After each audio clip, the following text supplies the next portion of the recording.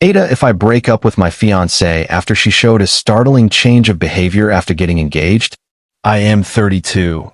Just recently proposed to my girlfriend of 2 years, Sharon, F30, like a month and a half ago, and it feels like the second the ring got on her finger, her attitude and behavior took a total 180.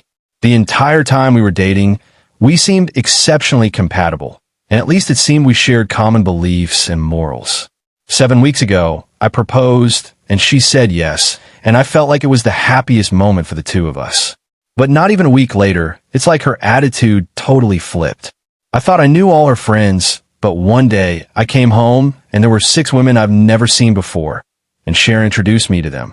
I was curious as to why I was just now meeting them, when I already met Sharon's 2 best friends, Michelle and Octavia, both not present, over a year and a half ago. Sharon said she wanted to make sure we were a sure thing before I met her inner circle.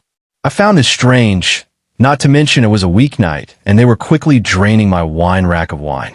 Sharon still had her own place, but she stayed with me, so often she practically lives her. Still, I found it incredibly rude when they left, with 4 empty bottles of rose in their wake. I tried to talk to Sharon about having uninvited guests on weeknights, and she dismissed my grievance very flippantly. More that she brushed me off. The following weeks, she went out with the girls several times, and when she brought the girls to my place twice without notice, once with notice to appease me, her words, they all treated me like a butler, shaking their empty wine glasses at me for refills. After the 4th time, I made it clear that I will get a locked wine rack. Sharon just called me no fun after that. It gets worse. Sharon decided me and the girls got off on the wrong foot and said we should have dinner together at a nice restaurant. Well, I went, and it was not great. The 6 kept prodding me about my life, my house, my career, but deflected every question I asked. It got especially bad at night when they started talking about modern relationships and jealousy, and one of them brought up some key points about relationships that I thought Sharon and I were on the same page about. Specifically what-ifs regarding polyamory and being friends with exes.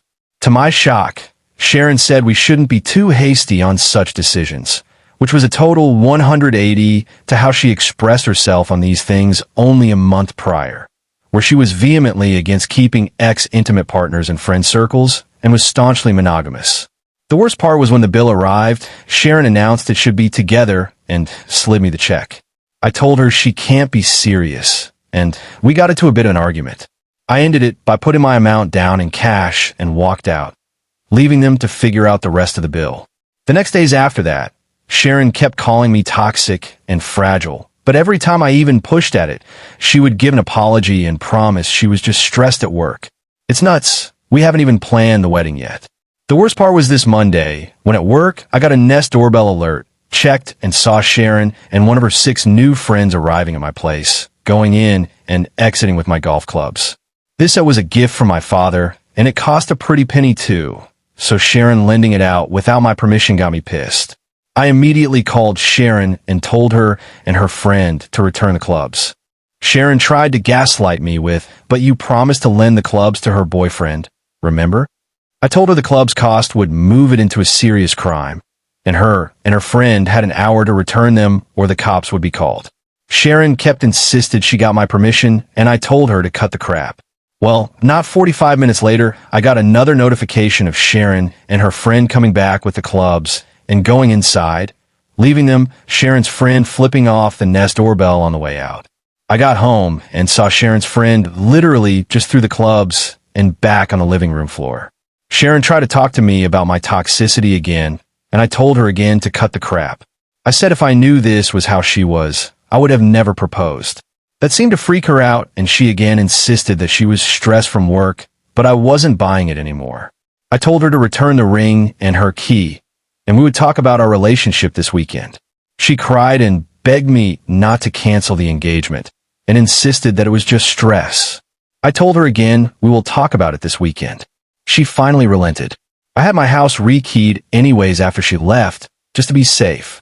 Sharon has been texting me constant messages of love and apologies for getting swept up, and insisted she was only wanting to show me off to her close friends.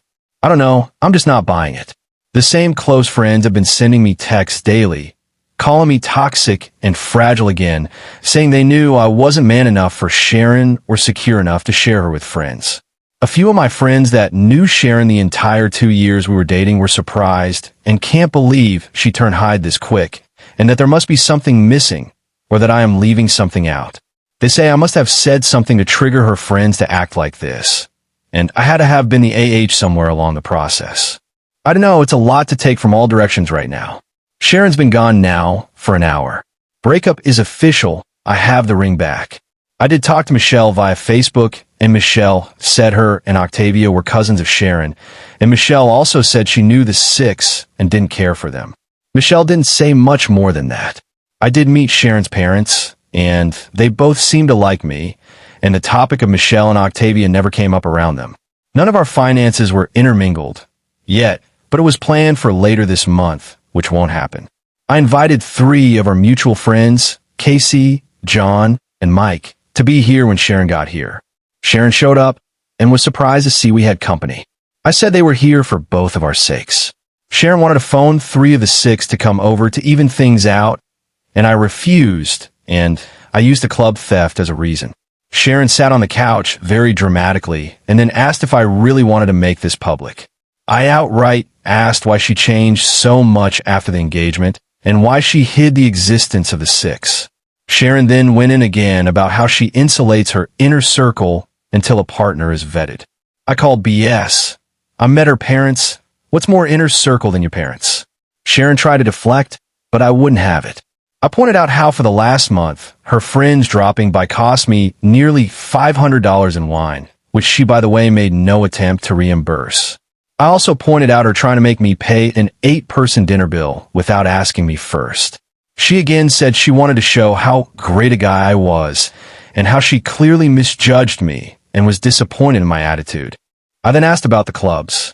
She tried gaslighting with, "You totally said it was okay, remember?" And I kept saying bullshit. Mike piped in. He knew the clubs were a gift from my dad, and I was highly protective of them. He too called BS, and that's when Sharon turned her attention to Mike and John, saying, "Isn't he getting forgetful lately? Don't you remember when he forgot that one date?" And neither was buying it.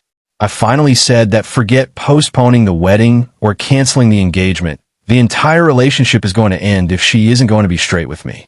Sharon made a very long, exaggerated sigh. She took the ring off and dropped it on the coffee table.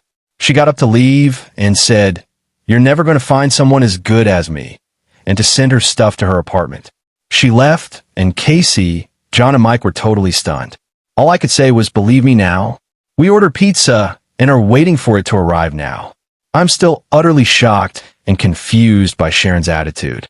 I'm sure the heartbreak will come next, but right now I'm just kind of numb.